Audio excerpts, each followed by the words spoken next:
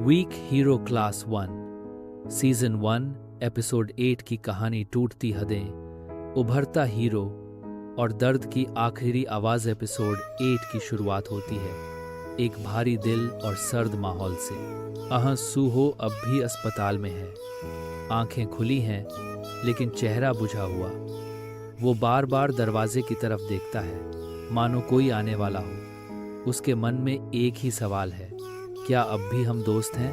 यून बदल गया, बदला और टूटी दोस्ती। अपने आखिरी दाम की तैयारी करता है। उसे लग रहा है कि वो सियून को खत्म कर देगा। एक ऐसा प्लान बनाता है जिसमें सिर्फ मारपीट नहीं, बल्कि सियून की इज्जत, उसकी छवि और उसके आत्मविश्वास को तोड़ देना शामिल है। वो बमसोक को दोबारा अपने जाल में खींचने की कोशिश करता है, लेकिन इस बार बमसोक डगमगाता है। उसके अंदर अब भी पछतावे की आग है। वो जानता है कि जो उसने किया, उससे एक दोस्त लगभग मर ही गया। एक सीन में बमसोक अकेले बैठकर सूहो की तस्वीर देखता है और कहता है, काश मैं उस दिन चुप ना रहता, काश मैं सच का साथ देता।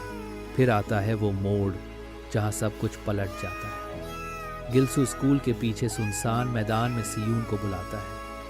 इस बार उसकी योजना है सियून की बुरी तरह बेइज्जती करना, वीडियो बनाना और सबके सामने फैलाना। लेकिन गिल्सू नहीं जानता, अब सामने सियून नहीं, उसका अंधेरा खड़ा है। जैसे ही हमला शुरू होता है, सियून एक एक कर सबको ढेर करता है। छोटे छोटे मूव्स, सटीक टाइमिंग और शांत चेहरा। वो मारता नहीं, वो सबक सिखाता है। गिल्सू को जबरदस्त झटका लगता है।